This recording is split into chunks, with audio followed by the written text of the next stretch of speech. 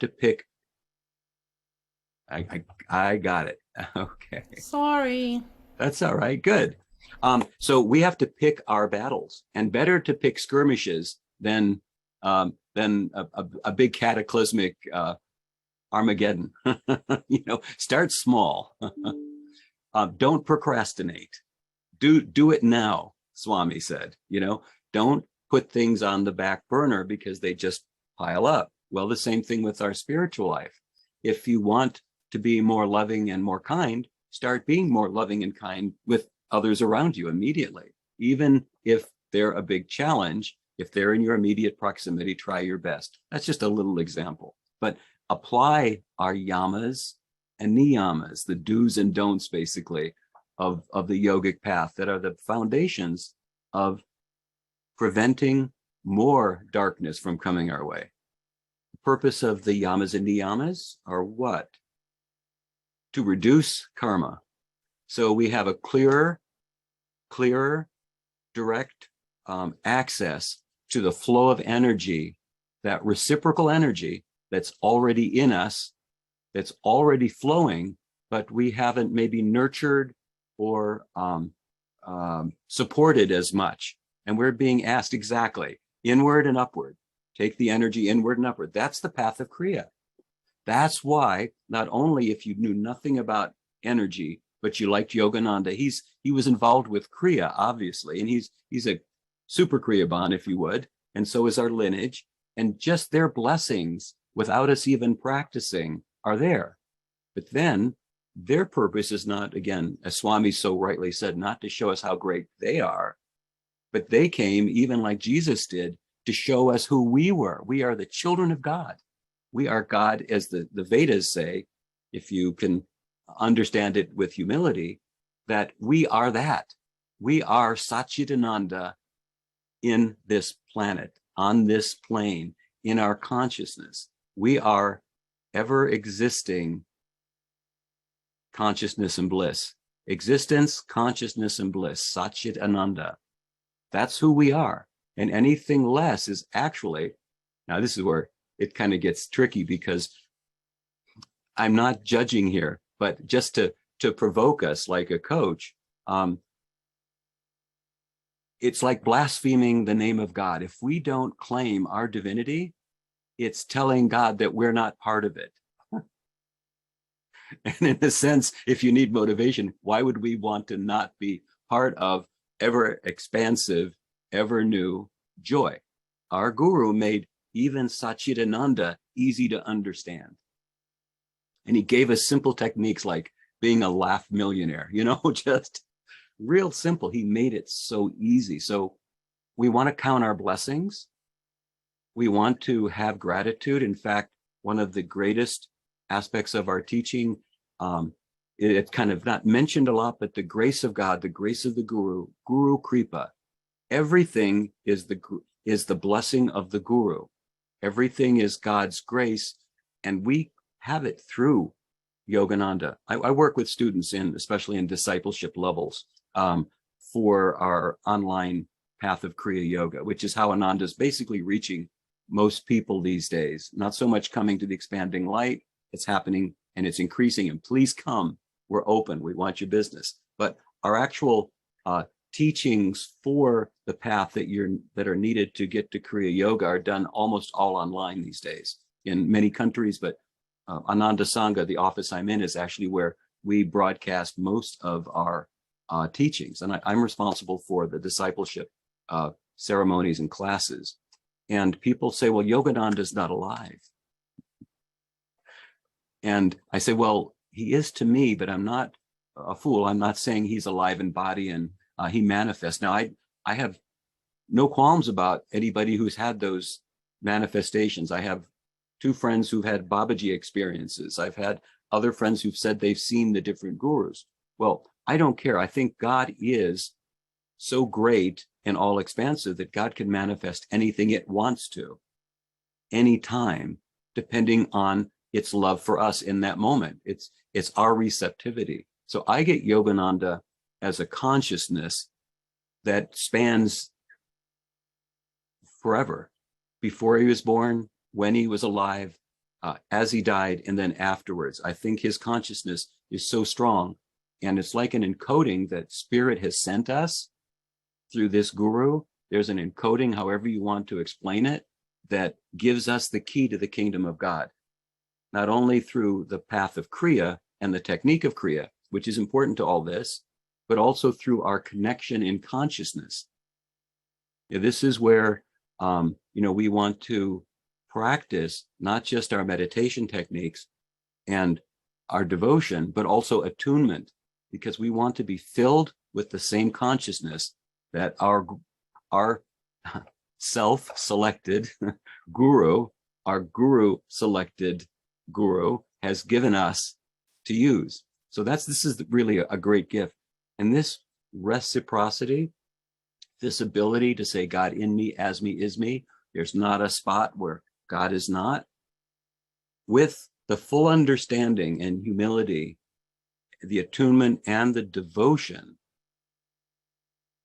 that we already have and that can continue to grow, can empower us, can calm us, can give us more peace, can give us more joy, and then we become beacons for the world. That's really the mission.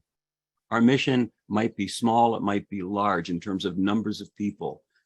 It doesn't matter. There's so many instances of Yogananda meeting with other saints and Swami and many of us who might have 2 followers, but they have reached people and done their job. The other job that we have is just to know and to be self-realized.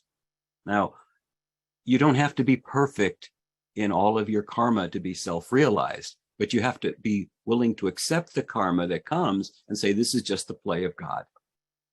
And I am the same. So Master often would talk to people at the end of his life and say things like, I killed Yogananda long ago. All that exists now in this body is God. Pretty interesting. One of my favorite saints, and Yogananda, of course, refers to her often in his teachings, writings, but of course in the autobiography. And this is from chapter 45, where he introduces us to Anandamoyi Ma, and she says, Father, there is little to tell. She spread her graceful hands in a deprecatory gesture. My consciousness has never associated itself with this temporary body. Before I came on this earth, Father, I was the same. As a little girl, I was the same. I grew into womanhood, but still, I was the same. When the family in which I had been born made arrangements to have this body married, I was the same. And Father, in front of you now, I am the same. Ever afterward, though the dance of creation changes around me in the hall of eternity, I shall be the same. Isn't that wonderful? I love it. So that's what the saints are offering us. Anandamoyi Ma, yes, she was a realized being. Yes, Master is a realized being. Yes, there's many realized beings. We've been given a cadre of support, not only in our lineage, but with saints and sages that related to those and understood that the Father and Mother God was in all of them. Another question I get running the discipleship program is, well, you've given us a lineage. What's this about? I like Yukteswar. I like, who should I follow? And I say, well, think of this as a spear, a divine spear. And on one end, you've got Babaji and Christ. And they reached people at that time, but they pushed their consciousness forward into various others, many others who aren't in this specific spear, this specific ray of light. But through this lineage, it was decided at some point, it was realized that Yogananda would be the one to take this at this time and place forward. So I think of him as the spear point. And I like to think of that spear point as doing many things, but one personally coming right into my heart. Because as much as we're talking philosophy, this is really a path of feeling.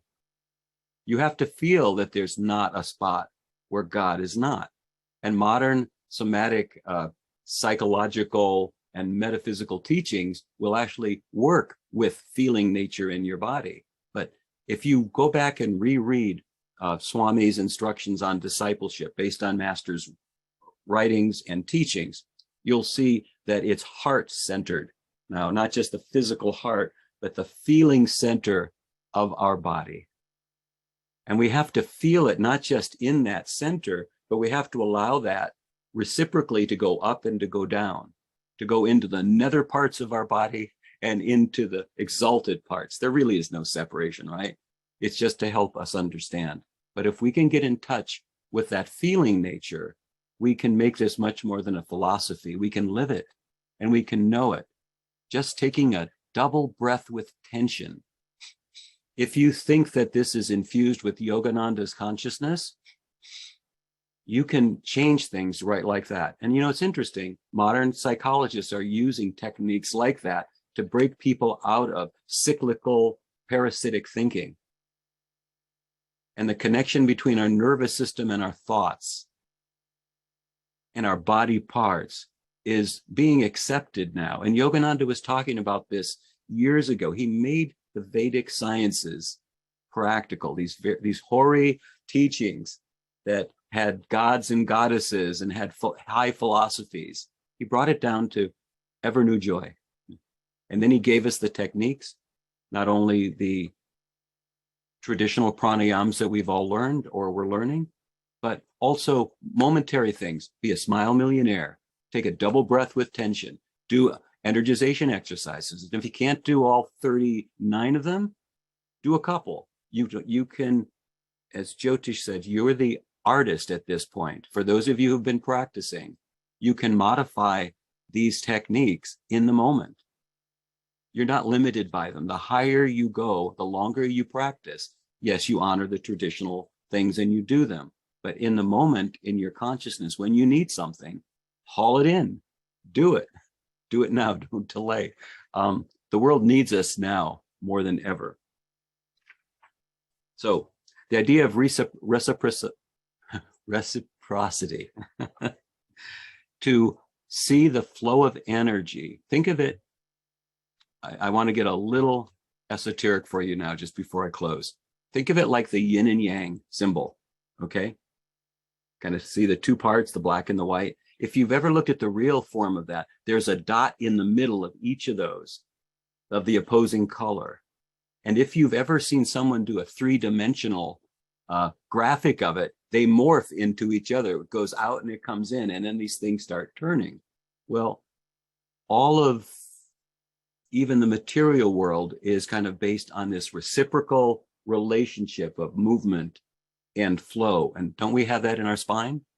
Aren't we taught that we have an up energy and a down energy? And don't we have this rhythm of energy that goes up the spine and down the spine? We happen to have markers called the chakras, whether you work with them or not. But the idea is that this energy increasingly rotates upward and increasingly rotates downward as we practice our Kriya Yoga. And then we can choose in consciousness, once we've appreciated our whole system where there's not a spot where God is not, we can then choose to be wherever we want to be. And why not be at the Christ consciousness center, not just literally and symbolically here, but to be in the Christ consciousness. And we can do that partly by feeling the energy that radiates from the spiritual eye. And what is the spiritual eye? The spiritual eye is the vision of our relationship with spirit. The gold is Divine Mother, which is everywhere. And the blue field is what? The Christ consciousness. And that's where we merge and remember and verify that we're one with spirit. There is not a spot where God is not. That's correct. Thank you. And so the more we can be in tune with the Christ consciousness center or Krishna consciousness, but the spiritual eye, we can envision that. More support we have coming in to understand and work with the satanic influences that exist all over, just by existence on this planet and in our realm. We have the tendency to pull away from spirit. And in our own life, our job is to stop the downward pulling increase the upward pulling. And if you need to, that can be also going out. You can get rajasic if you need to stop the downward pulling. Nothing's wrong with that. The world probably at times is best is trying to be rajasic. And that's to deny its downward pull that it has gotten itself into. Our job is to hold the example, to be the exemplar like Christ and Yogananda and the great masters, and to hold that humbly as an option for people. So they'll come up to you and say, what is it you're doing? What is it you have that I could use? How can you be happy under these circumstances? So I wanted to close with this from Yogananda. This world is not the same to all people. Each one lives in his little domain. Peace and harmony may reign in one person's world, whereas strife and restlessness in another's. But whatever the circumstances of one's environment, it consists of both an inner and an outer world. The outside world is the one in which your life engages in action and interaction. The world inside of you determines your happiness or unhappiness. Om Shanti Shanti. There's not a spot where God is not. God in me, as me, is me. Guru in me, as me, is me. Call upon the Guru. In fact, that 50% that God is doing, we give credit to, God is doing 75%. He's doing the Guru. God is doing 100%. God is doing you. God in you, as you, is being that right now. Om, everybody. Nice to be with you today, and looking forward to seeing you either here or in travels, wherever we go.